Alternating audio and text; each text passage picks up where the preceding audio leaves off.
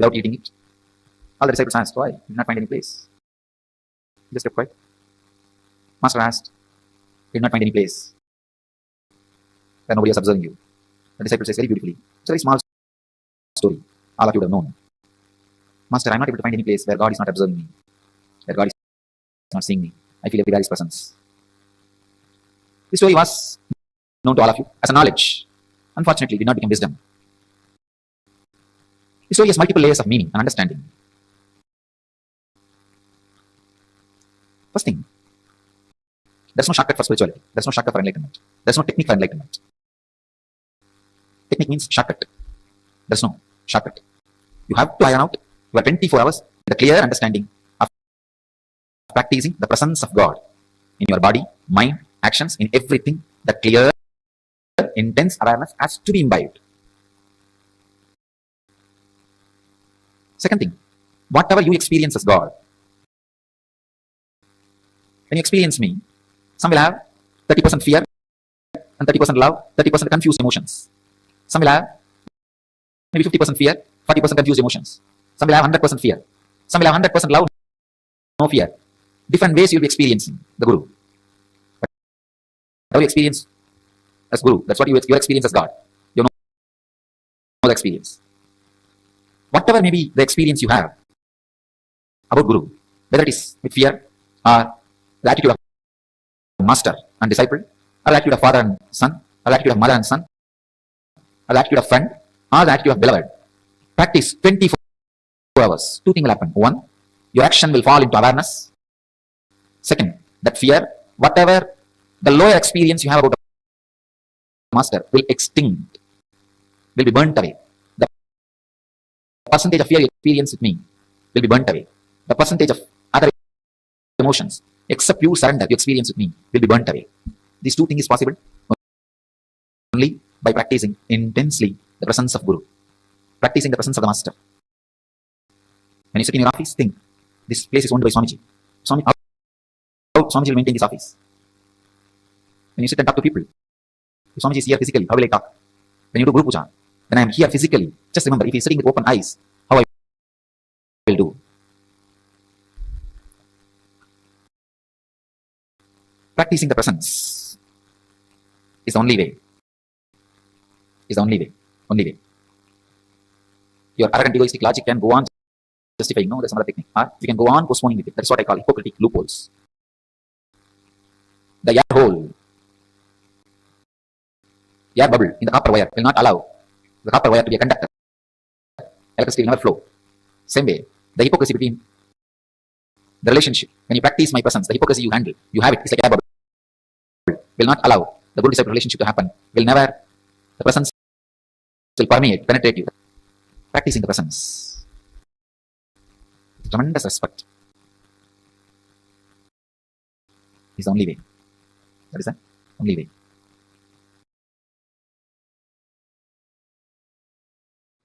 Understand, this initiation, this Shaktipada is the purpose of my existence, to give you the Shaktipada only. I exist and I come here and sit again and again every day. This is the reason I am alive and I reveal myself to all of you.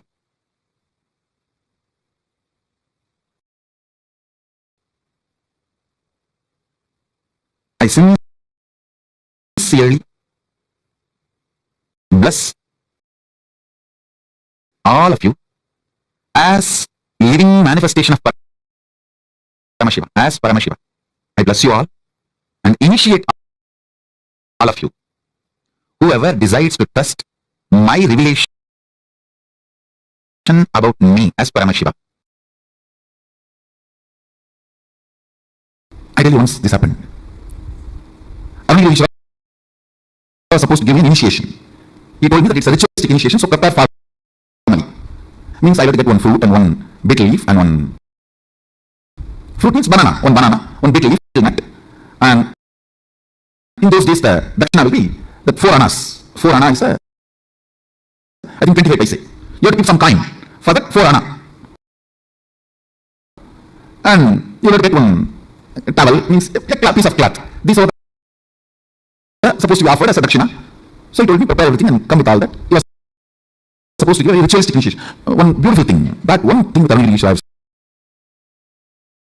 seen, even though he transmits all the experiences, everything, left and right, he will never misperform something which needs to be done ritually, to educate me, to teach me a lesson. So I will do the same for all of you. He will never avoid ritual. You see, he will let me experience the whole Satya Sannyasa. That does not mean he will not perform the ritual. He will end, after that he will perform the ritual also. Give formally the consolidation. So one day he told me that prepare everything and come. The whole thing will cost maybe less than 1 rupee.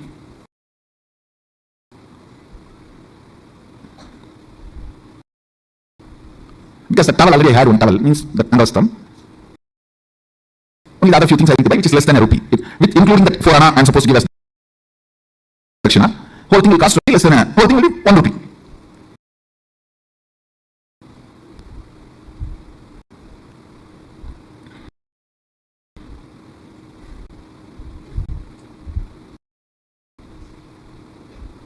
I went to my grandfather, he's the funder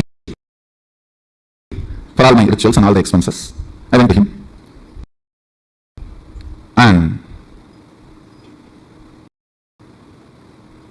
I still remember that the steel table, and so he was sitting in the chair, and usually kids when they go and sit down, that is my bar, that jumping bar. And that I put my hand down and try to jump 3-4 times. Tata, tata. To get his attention, and he will say, Enada. Son, means what song will come? And then I said that like this I'm going to have some puja initiation. I want 1 rupee.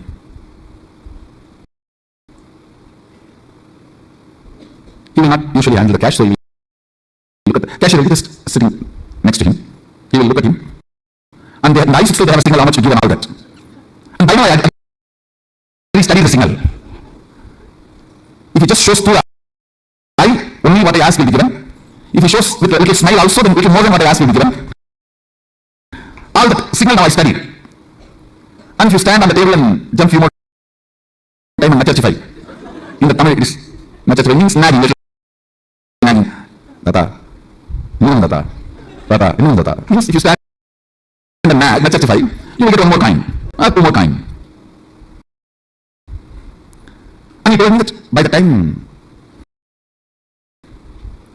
before sunset come, before the sun sets, I am supposed to go to Avani, so he has to do some the rituals and give. I know how it is.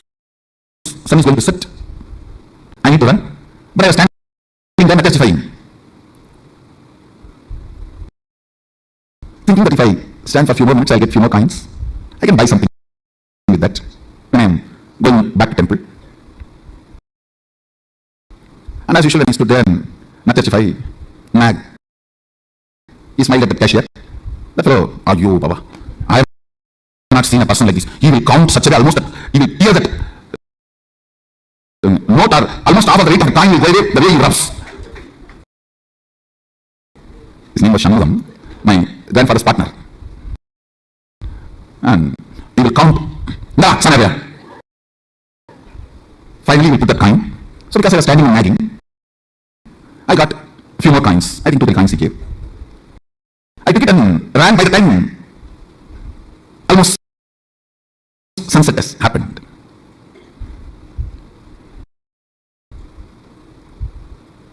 By the time I ran to him with all the things, almost sunset has happened. Listen, now is the real thing. Whenever I go to Paramaśiva, first thing, a wide, broad smile, and he will stretch his leg for me to touch his feet. That's the way he will welcome me, receive me. He will stretch his leg with a wide smile. That is the way he will always receive. And I will run and touch his feet. That day, he did not stretch his feet. Smile was not, I will not say there was no smile, but I know it was a limited expression. And he did not stretch his leg, that's it. I know. Underlying slight but very strong message for me. Fortunately, I had such deep Guru Bhakti Sadashiva gave. Even the light warnings from Guru made me wake up from my blind spots and catch his feet, change my cognition. I should say that's the biggest right thing, which is much more important than the initiation from Guru, which lifted me and made me experience oneness with him.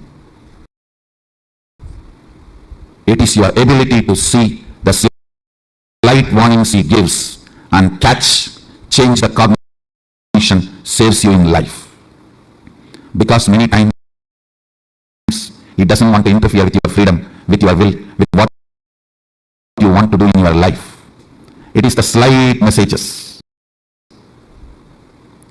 It's a light underlines. Listen carefully. This underlines, light warnings, very subtle messages. If you can catch that and change your depth, you are saved. He did not stretch his leg. That is enough to shake me. I ran and just held his feet and said, Swami, many late aayiruchi. Tappu pannitane. Means forgive me. God delayed. I made a mistake. He said in Tamil very beautifully, இந்த சேவையை விட அதிக பணம் வாங்குற ஆசையினால தேவையில்லாமல் சரியான நேரத்தை இழக்கிற பாப்பா. He told me I am greedy for money. பணத்தாசை. It just shook me. Yes. Because for initiation, I'll try to repeat the whole conversation. See, for initiation, I need only 1 rupee. I don't need to be standing there and nagging my grandfather for a few more coins.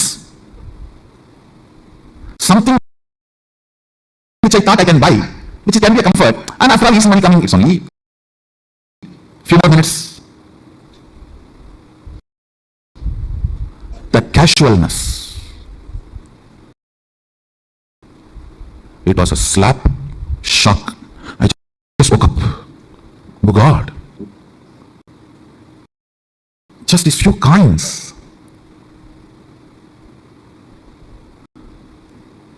And I am a guy who never touches money. Only like this initiation or any of this Amrita what I touch money. This coin. And I remember, I collapsed completely inside. Fortunately, decided to choose the Guru, Paramaśiva, and dropped the remaining coins just in my hand at his feet. Over. Never ever. Even the casual greed. Over. Not even. Because it is coming effortlessly, why not? No. I should not even use the word greed. Even the casualness.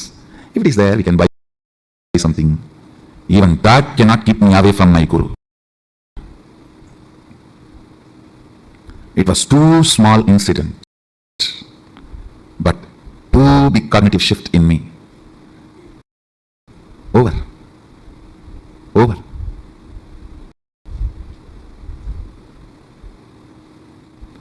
There are some messages which you cannot directly tell. If you directly tell, it oh, am I wrong? Is it wrong? You will get into defense. Then you cannot be taught. The cognitive shift will not happen. I can only underline. Even a casual desire for little money should not keep you away from Guru. I can only underline. I cannot directly give you. If I give the statement directly to you, you will get into defense. Then transformation becomes painful, difficult.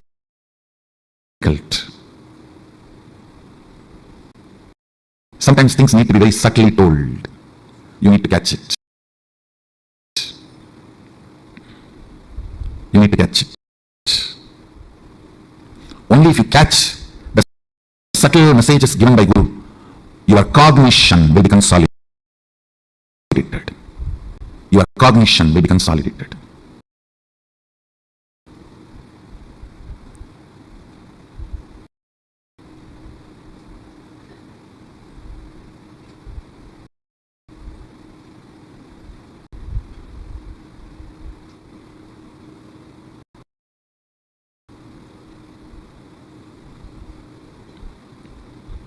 I'm just waiting, seeing whether for whom I'm giving the subtle message, are they catching it or playfully missing it?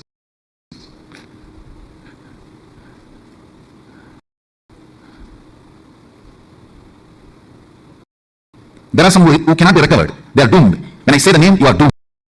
You can't be recovered. You are going to be drowning. So as an evidence, I am leaving this name. You are not going to save yourself.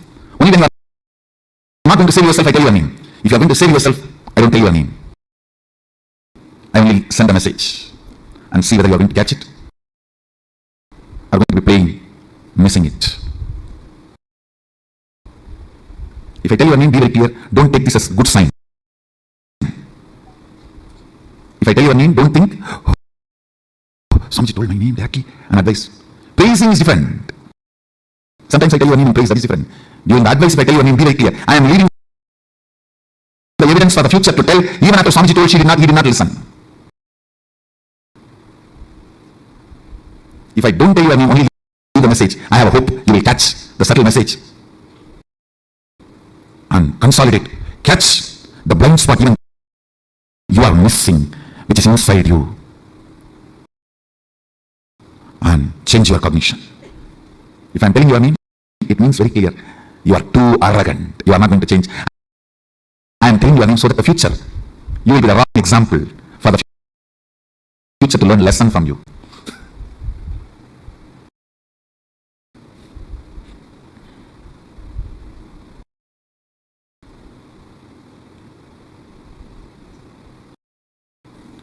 Cognitions matter. Cognitions matter. Cognitions matter.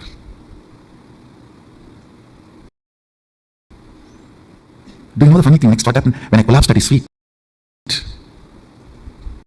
Dropping the coins. I know at his feet, my whole cognition changed. I was completely new.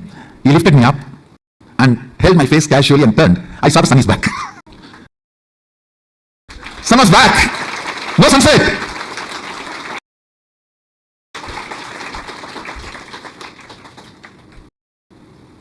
He smiled and said, getting sun back is much easier for me than teaching you with a subtle message. This was more difficult. The moment you become defensive with Guru, it is spiritual suicide. You are done. Nothing can be done after that. Sometimes if Guru tells directly, you get into defensive with Guru. Over. Bye. See you later when you are ready.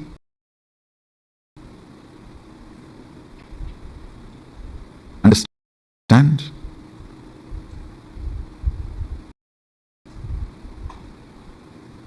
He said, making the sunset or getting it back is in my will. But you deciding to cognize my side or other side is your will. So I need to play here more subtly than there.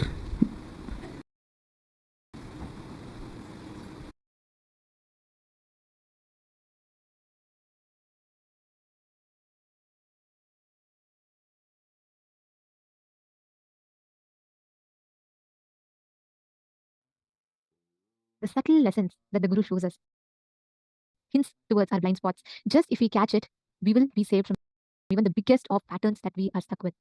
Just catching the subtle hints that the Master gives us. What do you understand with this? Catching the silent blind spots using the subtle signals from the Guru. Take a moment, cognize, contemplate, take a few minutes, spend a few minutes with yourself and contemplate on what Swamiji just revealed. And how many of you are able to see what kind of these subtle signals have you observed which exposes the silent blind spots that are there inside of you? Take a few minutes, look into you and identify what are those silent blind spots that are just crawling inside of you.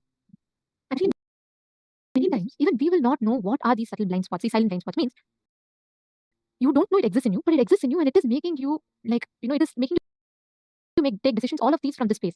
Many times we think, oh, it's just not there. Swamiji is beyond any patterns, any incompletions. Like there's nothing. Swamiji is an avatar. But why did Swamiji reiterate on this one thing so much? Just Swamiji getting, I mean, he didn't even like, it was not even any greed or anything, like Swamiji said. But Swamiji is teaching all of us a very, very important lesson through this. How we need to catch the silent blind spots. Means even we don't know it exists in us, but it exists in us and it influences our decisions by sitting inside of us. How many of you are able to catch your silent blind spots? Sometimes it will be like, always you'll feel it's very normal. You just don't like to, maybe go out and do something. It's very normal. You don't like to talk to certain people. It may look very normal for you, but it is a blind spot sitting inside of you, influencing your decisions. How many of you are able to recollect or identify some of these blind spots? Can I request all of you to post in the chat? How many of you are able to identify these blind spots inside of you?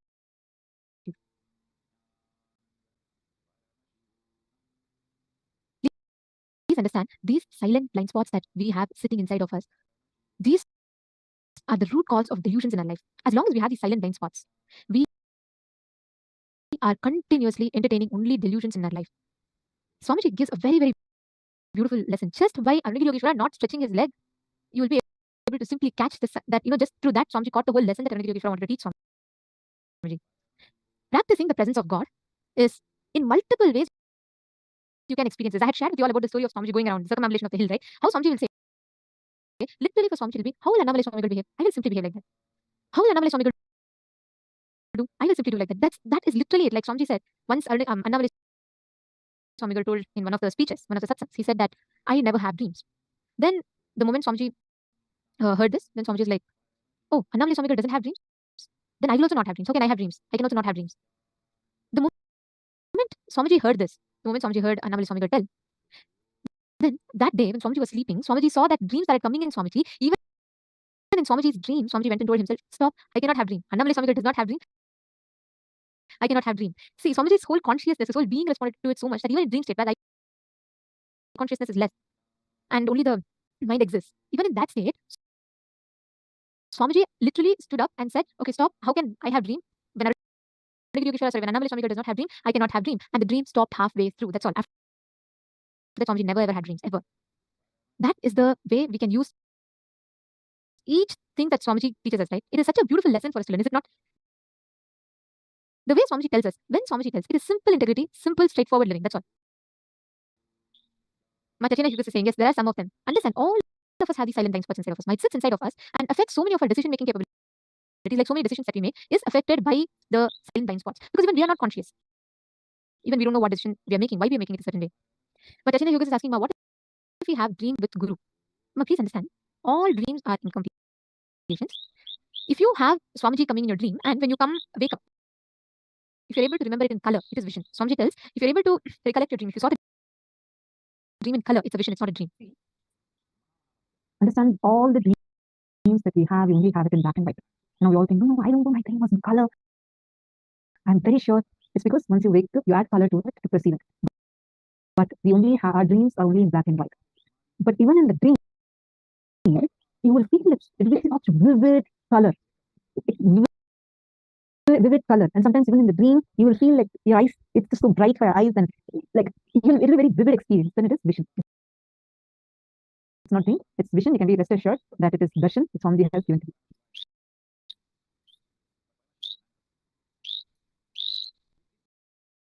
Suma, now all of us need to do just something. We all need to look back and catch those blind spots inside of us. And secondly, choose the way how you are going to practice the presence of God. It could be anything. You can just say, how will Swamiji respond? If Swamiji is here, will I do this? Each of us has so many different ways through which you can have that practicing the presence of God.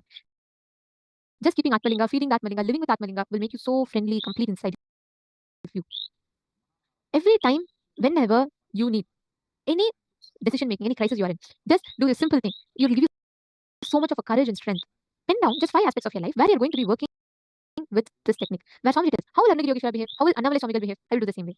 How will he get angry? No. Will he get afraid? No. Then I'll also not get afraid. Here we have a living avatar with us. All we need to do is just that. How will Swamiji behave? Will Swamiji ever get irritated? Will Swamiji ever get afraid? Of course not. Then I will also not get afraid. Just pen down 5 aspects of your life where you want to apply this truth. Just 5. Please take a few minutes and pen down.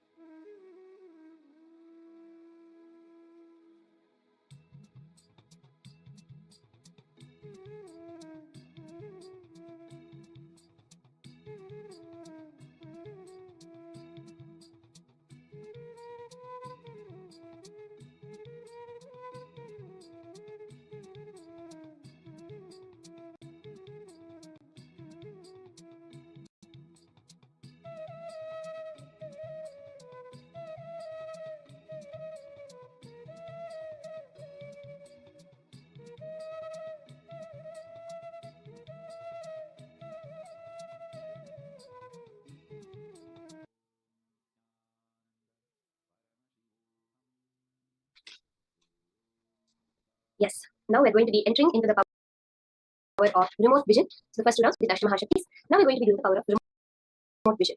Every cognition that Swamiji gives us, apply that in your power manifestation also. The 5 aspects that we said we'll apply it also in the power manifestation. How will Swamiji tackle? If Swamiji said you have to remote view, now Swamiji sits for remote vision. How will Swamiji behave? How will Swamiji respond to that? The same way we are all going to respond to it. This power of remote vision is literally that. Remote vision, you'll be able to view a remote place, sitting wherever you are without the aid of any external objects or technology. Just through the power of your third eye, you will be able to remote view. You'll be able to see any place in this entire universe. Yes, planets, stars, or else some garden somewhere, some remote village in the corner of South India, you'll be able to scan it all through the power of remote vision. So how many of you are excited for this power? See, there are so many various powers that Swamiji has given us for each and every manifestation. See, each and every power can manifest in your daily life in so many ways. This power of remote vision, actually one of the most powerful applications of it which we saw during the time was being able to find lost items. Well, it'd be so casual. Someone would come and say, oh, I just misplaced my phone this afternoon. The last time I saw it was on my bed. Could you just scan and tell me where it is? And say, oh, it's still there right next to your bed. It's fallen on your suitcase and a towel has been kept on top of it. Therefore, that you're not able to find it. Go and look at it there. And the person will go look and find it. Something as simple as this, as to there was a scam which happened where someone came and said that for a few years back, I lost a box of jewelry. We think it was stolen. Can you scan and tell me where it was? And they said, no, ma, it's under your bed and it's completely covered in cobwebs. You're not cleaned under your bed for a long time and it's there. And they go and search and exactly find it over there. That is the extent of this power of remote vision. For a start, we'll be starting with any known places, anything which we can verify immediately. So you will be having a certain place to scan and you'll be scanning that. Let's take a quick look at what are the pramanas. What does Paramashiva say about this power of remote vision? So the Shastra Pramana for the power of remote vision is from the Vijnana Bhairava Tantra, Sutra 92, Dharana 69. Vyomakaram swamatmanam dhyayed digbhiranavritam nirashraya chitishaktihi swarupam darshayet tada. Bhagavan Paramashiva says, concentrate and cognize with restful awareness on one's self in the form of a vast etheric space or sky. Vyomakaram, your Swa-Atma, your own self, as vast as the entire universe, which is limitless in any direction whatsoever. Digbhir anavritam.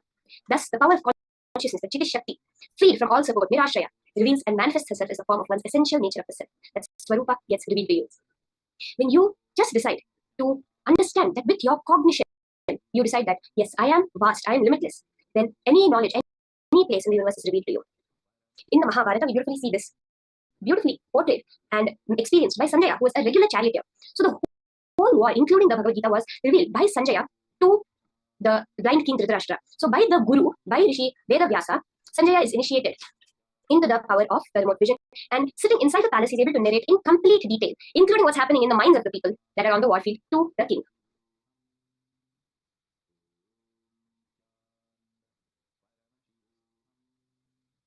We see Swamiji's own beautiful manifestation of this power, where Swamiji's Guru, Narayana Swami Tata, who was well known to be able to see remote distances in the mirror. So one day a senior police officer came to Narayana Swami Tata, including till today, Narayana Swami Tata's picture is there in the police department. So they came to ask Narayana Swami Tata that they were looking for a thief for the last week or so, we're not able to find him. Could you please help? And this was a regular occurrence. But then Narayana Swami Tata did something different this time. He told Swamiji, you scan. He told the young Supreme Court of Hinduism, he told Swamiji, you scan it and tell. Not only did Swamiji scan the whereabouts, he showed the whereabouts of that thief to the police officer. And exactly as Swamiji had revealed, the police officer was able to catch and find that thief. Now all of us are also going to manifest exactly this power manifestation. So you're going to connect to a partner in this first round. Can I request all the participants to start with connecting to a partner? Either you can connect to someone who's there on your own, on your place. If you're watching us live on YouTube or on Facebook, you can connect to any friends, family, any beings who are there around you to do this power manifestation. And if you're inside the Zooms, you can connect to the other participants who are there. So let's all connect to a partner for this round of manifestation. As we're doing the manifestation, the parameters you're going to be scanning are going to be shown on the screen. So you're going to be scanning the various parameters. For example, like how many rooms are there in the house, how many bathrooms are there in the house, how many windows, how many doors, what is the color of the interior, the color of the exterior, and various details we're going to go in this manifestation. So can I request everyone to please partner up for this round of manifestation? Let's all take a few minutes and connect. Yes, Ma Mohini Lata, you can connect to Ma Priyatma Surupini. Let's all connect to our partners. We're going to do this with a partner, this whole manifestation.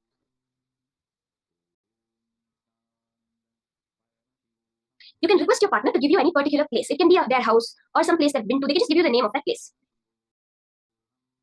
What you are going to be scanning right now, we have the parameters on the screen.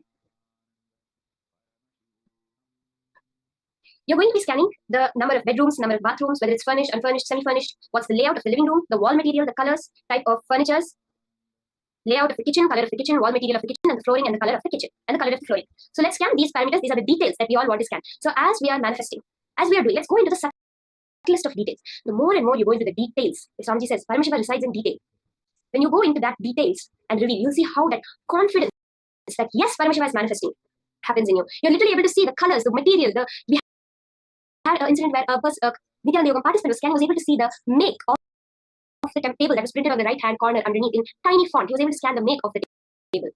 That is the level to which the whole power manifestation will go. Yes, I see more people partnering up. Let's start now. Okay, let's all get a place from our partner. So I see Tatiana has partnered up with Mui Fanang. Anyone else left? You can partner up and get your particular place from your partner. You can ask your partner to give you any place, like their house or my office.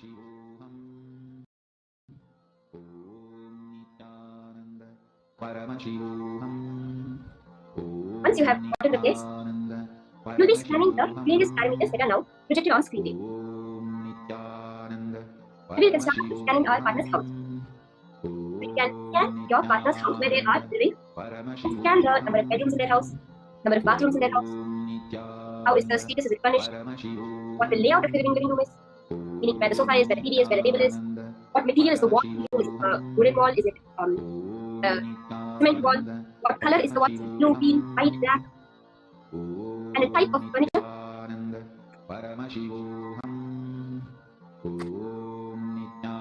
Whether they have a huge L sofa, they have 2 tiny couches, only chairs, no couches, or they have a bed in the living room. It can be anything. Just reveal whatever comes to your current. Then you can move to the kitchen, the layout, where the sink, where the stove, the counter space, where the cupboards, what the color is, what the wall is made of. It's a tile wall, or is it cement, is it wooden, and the flooring, the color of the flooring. Let's all start chant Mahā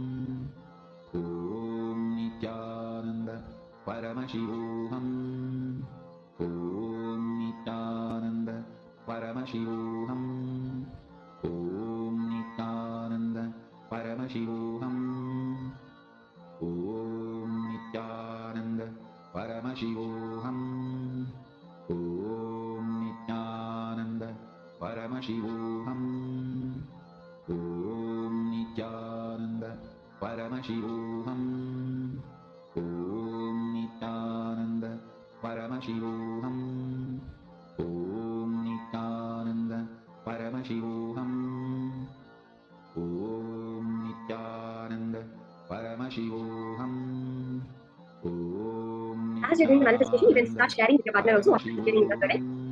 Just directly, you can just tell your partner what I see, what Paramashiva is showing me. Again and again, establishing yourself that one Paramashiva is manifest.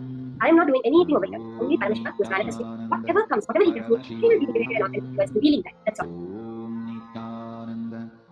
Paramashivoham. Om Nithyananda Paramashivoham. Om Nithyananda Paramashivoham. Om Nithyananda Paramashivoham. Om Nithyananda Paramashivoham. Om Nithyananda Paramashivoham. Om Nithyananda Paramashivoham. Om Nithyananda Paramashivoham. Om Nithyananda Paramashivoham. Om Nithyananda Paramashivoham. Om Nithyananda Paramashivoham. Om Nithyananda Paramashivoham. Om Nithyananda Paramashivoham. Om Nithyananda Paramashivoham. Om Nithyananda Paramashivoham. Om Nithyananda Paramashivoham. Om Nithyananda That's all there is to it. The partners, whatever Paramashiva revealed to us. And if you manifest it, you can always post how the manifestation happened for you. How did Paramashiva reveal himself to you today? It's about catching the small manifestations we have in life, which makes us see how life is a manifestation. Many times we miss even the small things that happen. You said something and it just happened. Or you thought something and immediately it happened. Or else you're thinking about someone in the morning and the evening they called you. These are the subtle manifestations. You would have casually said something, but it will just happen exactly like you said it. Or else something would be there, you would have mentioned about it, and when you go there, you'll see it's exactly the same. These are the manifestations. Even now, as we're doing the power manifestation, even if you got one word correct, understand Paramashiva has manifested out of the millions of types of houses, the millions of colors that are there. You got it. That is manifestation.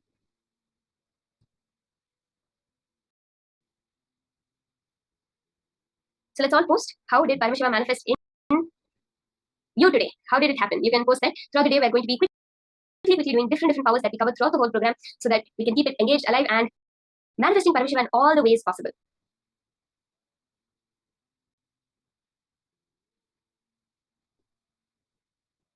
Okay, I see Ma Mohini Lata manifested. That's awesome. Ma, you're scanning Mapya's Rukmini's house and you got it exactly right. That is awesome. See, when one person manifests, that's the space of entanglement. The more and more everyone else also participates in the manifestation, that space will just multiply. Swamiji says when Shaktipada happens, when the energy transfer is happening, it is not that one person manifests, two people manifest, so it's two, the unit is two, three people manifest, so the unit is three. No. When there is two people, it becomes four. When there is, it's like electricity, where every wire connected to it gets the same amount. But Swamiji says with Shaktipada, it's multiplied by the number of people who are sitting there. So let's all intensely participate during the power manifestation, hold that space for everything to happen.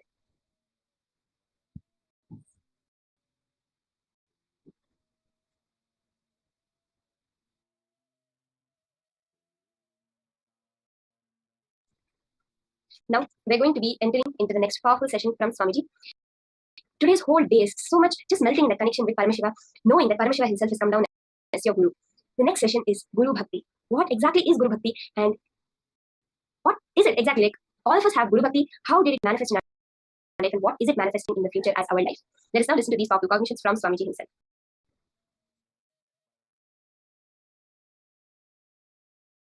Whenever you fall for someone,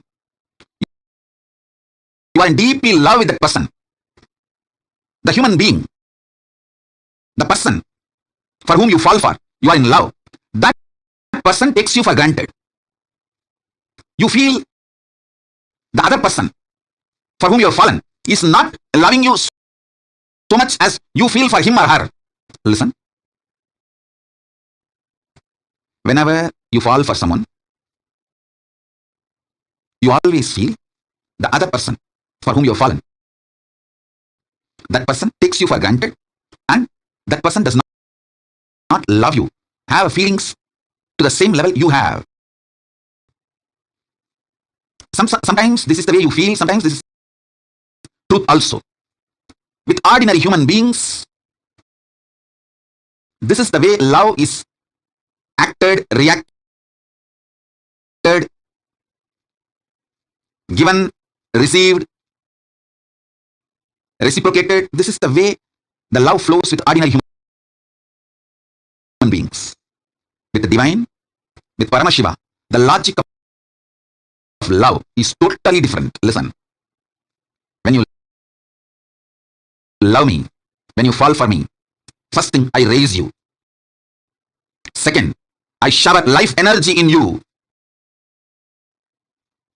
When I shower life energy in you, your consciousness is the most superior asset, wealth, property for you and for the world. Listen carefully.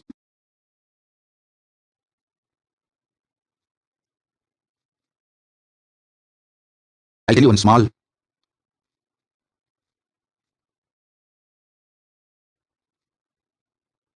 very sweet, intimate happened between me and my Guru Bhakti. I carried food for him one day, and he was eating. Few food parts fell from his mouth with his saliva by mistake when he was eating with the hand. I just took that. He thought I'm cleaning it up and I may throw it away. But I did not throw it away, I just put it in my mouth. Prasada. The Guru, Uchishtam. Guru Prasada. He smiled at me. I still remember. He said, now this body, showing my body, has also become precious asset for the world. It will do a lot of good. In Hindu tradition, the Guru Uchishta, the food partaken by the Guru Prasada, is sacred, very sacred. Guru Padodaka means the water with which Guru's feet is washed.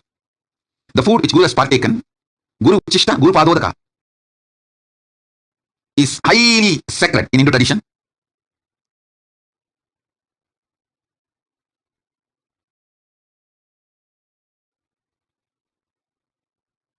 He said,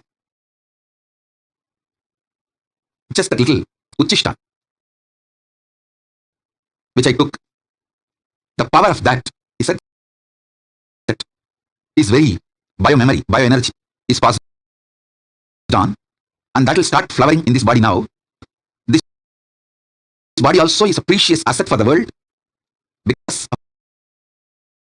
of what it is manifesting. Listen sincerely, intensely.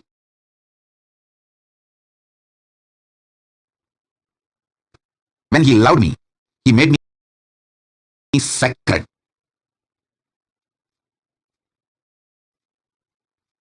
When I fell for him, he raised me and he made me sacred by showering his love on me. Listen. All of you, my disciples, followers, whom I initiated, all of you have received the greatest, best Uchishta, that is mantra, the Mahavakya, which I used most in my life, is the Mahavakya. The mantra, if you receive the best, greatest Uchishta from me.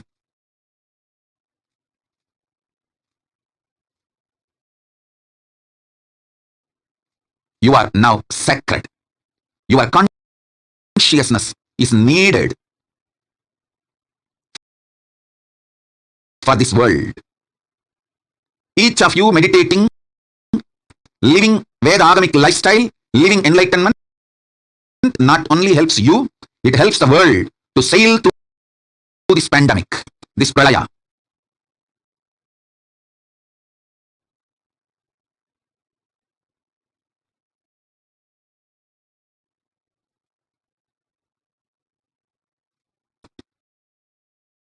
So when I fell for my Guru, he raised me and showered his love on me and made me sacred. He did not take me for granted. Same way, I want to tell each one of you, I don't take you for granted. When you fell for me, I shower my love on you, and I don't take you for granted. I make you sacred. Understand? Sometimes I may not be giving attention, but never ever feel I take you for granted. I don't take you for granted. Sometimes if I give you attention, you become more conscious and spiritually awakened. Then I shower you with my attention. Sometimes when I give attention, you try to use me like a crutch. Hang on.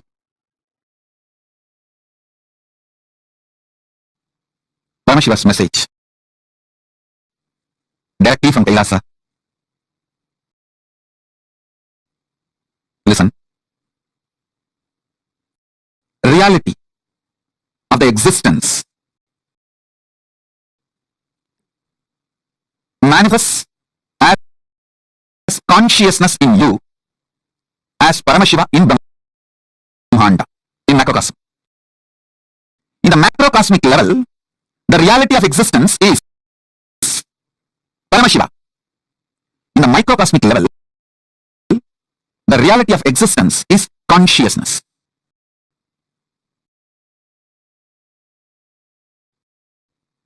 Listen intensely.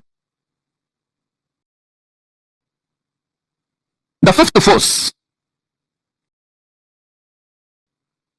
consciousness. Just by understanding the fifth force, consciousness, the initiation can happen in you. Understand? There are some things, once you learn, there's no question of forgetting or going back to the state of ignorance. For example, swimming.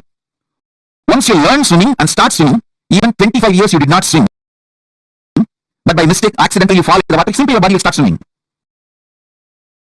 So there's no question of going back to ignorance. When some of the knowledge gets into your biomemory, same way cycling. Once you learn cycling and did it successfully, even 25 years you did not touch the cycle, doesn't mean you will forget it. Simply when you get the cycle again, you will start cycling. There are many great possibilities and powers. Once it gets into your biomemory, there's no going back to the pre-knowledge period, the ignorance period. Some knowledge makes a permanent awakening, alteration in you. This knowledge about consciousness, the fifth force, will make permanent transformation, change in you. There is no going back to the space of ignorance or pre-knowledge zone. Once you receive this knowledge, there is no going back to pre-knowledge time or ignorance period. Listen. Greatest that can happen to human being is this conscious reality becoming the existence, part of your existence. Listen. This conscious reality can be part of your existence if you have a direct feeling connection, Guru Bhakti. It can just like a jumping of the flame, transmission of the lamp. Hey, Paramashiva is real. Over. You just know. Swamiji said it. Paramashiva is real. Paramashiva is real. And based on that, your whole cognitive shift happens. Your existence shifts. From that reality, you cognize, exist, act, manifest, gravitate, do everything.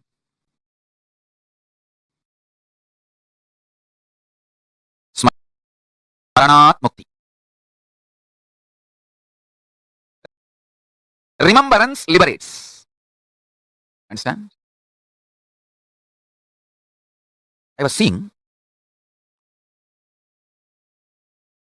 during my morning settling down period, when I was settling down from Samadhi, I was seeing what is the most important thing I should remind people. I saw Paramashiva revealing. Remind people to remember. Constantly write remembrance. Understand? Whatever I need to tell, I have already told. Enough as told. Understand? Literally last 41 years of my public life, I have said whatever need to be said. And I am going to continue to say, continue to reveal. All these will be useful to you only if you remember them in right moment. So essence of what whatever I said, saying, going to say is remember the right powerful cognition in right moment.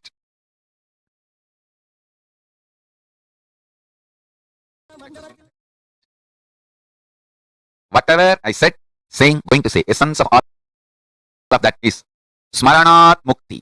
Right remembrance liberates. I can see clearly how beautifully, systematically my life evolved. Just manifested. Understand?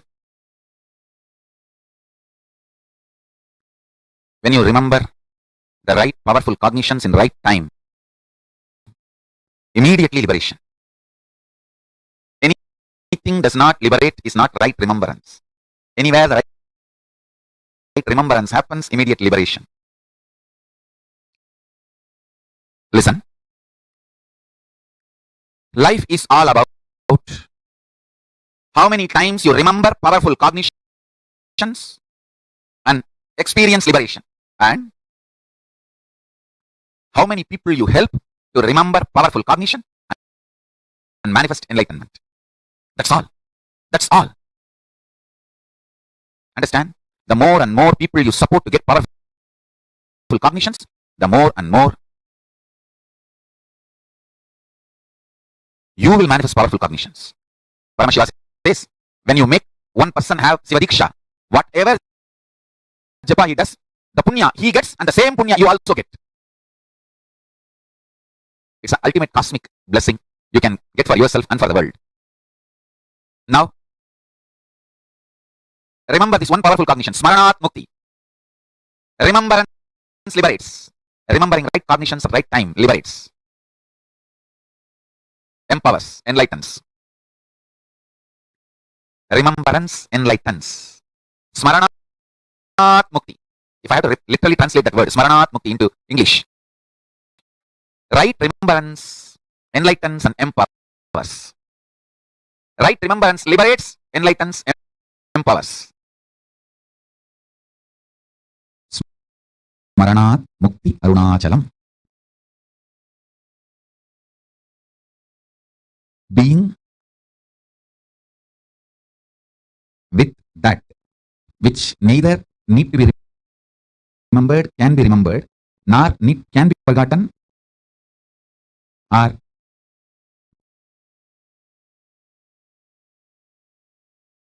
possibly no need to remember it.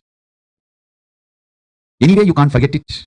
Being in that space is Arunachala Smaranam. Now I'll initiate all of you. Whatever I received from my Guru Parampara, I'll transmit that to all of you. Listen. Brahma Aksharam. Mahā Aksharam. It means just the 3 dot in Tamil letter. 3 dot. It's called, means just put your throat on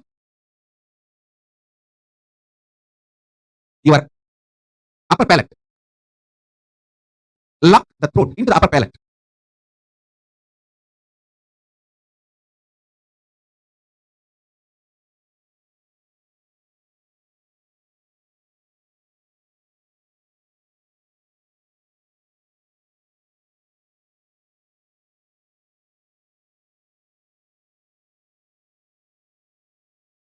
Listen, listen sincerely. I'll repeat. Brahma Aksharam. The Mahā Aksharam. Ultimate mantra, truth. This is what I received on this Yoga Pattabhishekam day. I am giving you that to all of you. It's like a technique. It can give you enlightenment suddenly. It can just manifest. See, first understand, there is something which does not need to be remembered in you, which is there as you, which remembers everything. See, in all of us, there is something which you don't need to that only remembers everything. Whether you are sleeping or you are in waking state or you are in dreaming state, any state, there is something which is in you which remembers everything, and you don't need to remember that. That which is in you, which does not need to be remembered, but which remembers everything, is Arunachala. Listen, all of us have something in us which does not need to be remembered. That only remembers everything and everyone.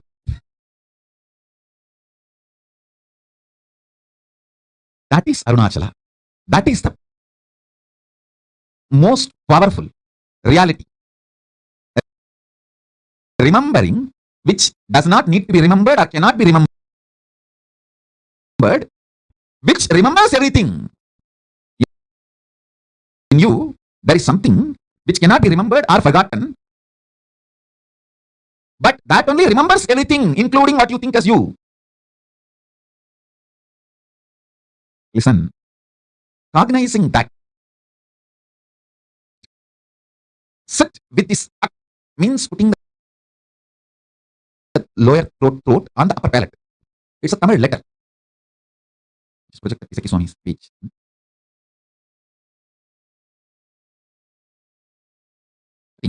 Listen, I'm projecting the page where my Guru has written in his own hand the Isaki Swami. Of course, he left the body before this day. He initiated much earlier. Even though Kuppamal did the Yoga on this day, there was the initiation was done much earlier. But this was the initiation. Listen. Remember in you, which does not need to be remembered, which is there forever in you, which remembers everything. In you, there is something which you don't need to remember, you can't forget, which remembers everything. Listen to these three qualities. In you, there is something which can't be forgotten, which does not need to be remembered. It is there all the time. That only remembers everything in you. This three quality is what the three dot. The three dot is these three qualities. This is the Brahma Akshara. Mahā Akshara.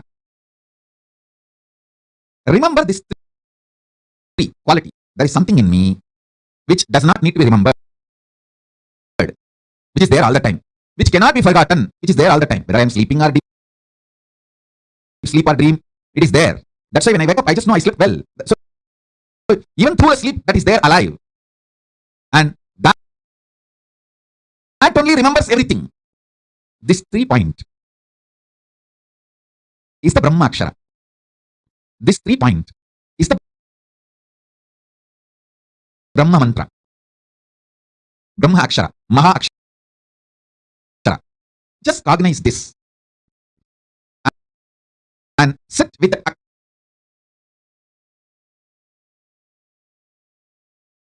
This is Arunachala Smaranam.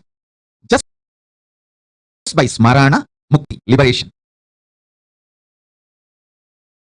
It is a very simple but very clear initiation. All those were done. I give you now the essence. Listen carefully. Number 1. Brahma Jnana means being in that ultimate Parabrahma, Paramashiva, Parandama, which is the ultimate. Paramam, Paramatma, Paramashakti. All these words you can use. That Paramam. Ultimate. Being in that Paramam. That is called Brahma Jnanam. Brahma Aksharam. The syllable which puts you in that space. Mahā Aksharam, Brahma Aksharam. That Brahma Aksharam is this 3 dot. You can see in my own Guru's handwriting, Brahma Dhyanam, that word in Tamil it is written, and 3 dot. That 3 dot is the Brahma Akshara, ultimate mantra, which puts you in Samadhi immediately. And now Now I give you precise cognition. This 3 dot means, understand, there is something in you which you don't need to remember. It is there 24 hours. When you are waking state, when you are in dream state, when you are in deep sleep state, it is there. Even during deep sleep, it is there. That is why after sleep, when you come out, you say, I slept so well. So it is there. You don't need to remember it. And you can't forget it. It is there. Which you don't need to remember, which you can't forget. And that only remembers everything. These 3 qualities put together, there is something in you. That is Arunachala. That is Paramatma. That is Paramashiva. That is Parabrahma. That is Parandama. That is Paramashakti. That is Paramaguru. And that is Paramatma.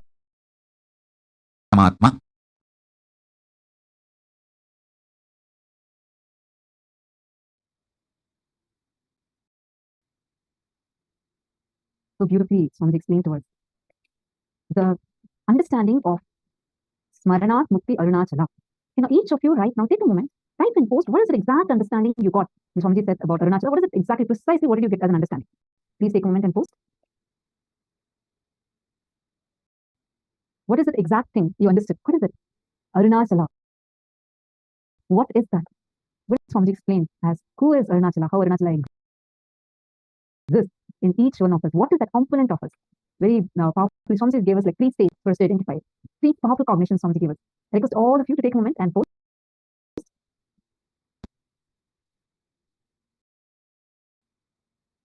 Okay, Bliss.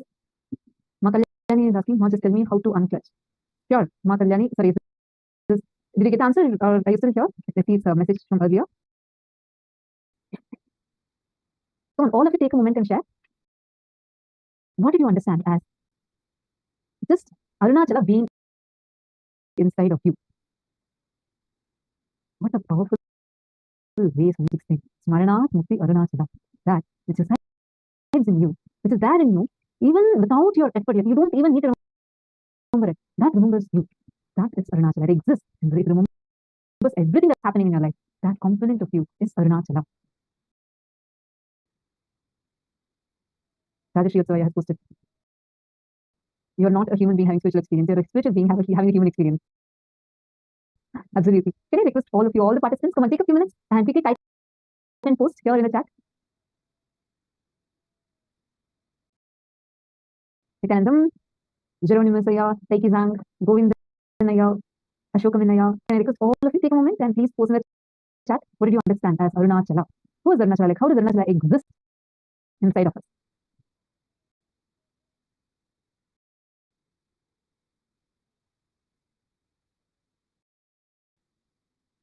Each of these truths are actually empowering us so much.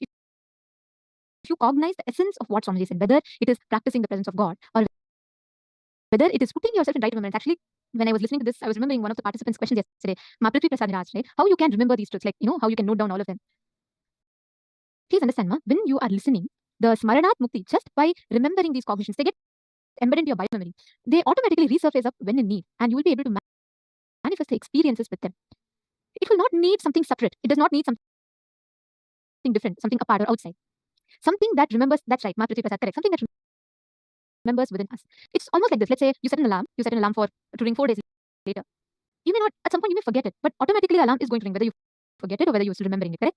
That is exactly what is Smaranat Mukti. All these powerful cognitions, you may not remember them necessarily always, but these are as initiations embedded into your very system, and they resurface time again when in need. So whenever you are in need, they resurface back. There's a very beautiful example for this. See, every time you make a decision, correct? Do you remember in your brain that, okay, someone is hurting me.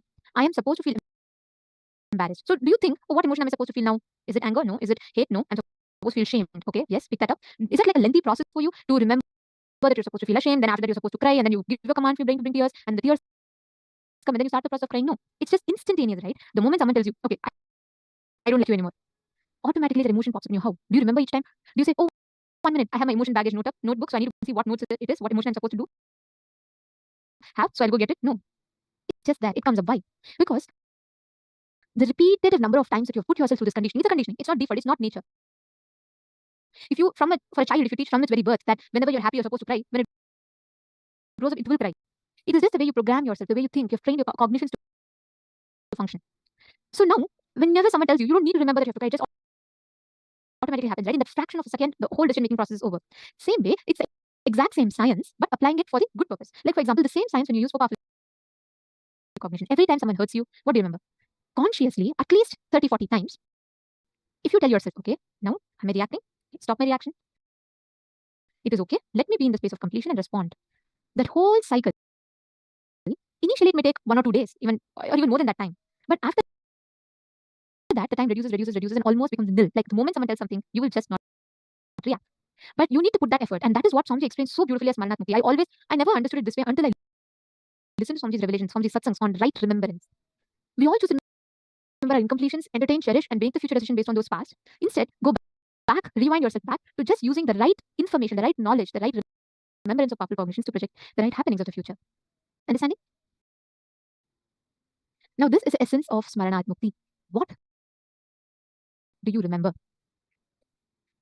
The moment you decide that you want to experience the space, that oneness, Advaita, whatever you call it, right? It is just a matter of remembrance. What do you want to remember inside of you? Do you want to cherish? Do you want to entertain the thoughts of failure, the thoughts of suffering and suffocation? Or do you want to manifest the powers or the space of Paramashiva?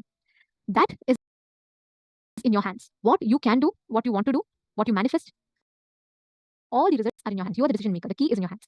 Now, applying the same logic, every time you manifest powers, what do you entertain inside of you as you? What do you entertain in you as a right remembrance? Go back, visit it, and see, are you entertaining powerless cognitions? Are you constantly telling yourself, oh, this is all not possible for me, and even this much I can do something great, but I don't think all this is going to work? Or are you reminding yourself that you are Paramashiva? Because you're Paramashiva, you can manifest. What are you telling yourself? Now, let's all play a very, very simple but a very powerful game, okay? A power manifestation game. What you need to do right now, just sit, connect to anybody you want, anyone. It can even be amongst yourselves. You all can just partner up. You're going to be applying this exact same formula, and you're going to be identifying the thoughts in another person's inner space. It's very simple, very, very easily possible. There are two choices you have in front of you. Do you want to associate yourself? Do you want to remember the times you failed and you've not been able to do it? As opposed to, do you want to remember the powerful cognitions that Swamiji has told for you to be able to manifest it? Constantly, it's a juggle between the two. So what do you want to choose? The decision is in your hands. Understanding? Now, each of you can connect with the other person. Prithvi can connect with Madonna and Leontan, and each of you can just connect with the other person.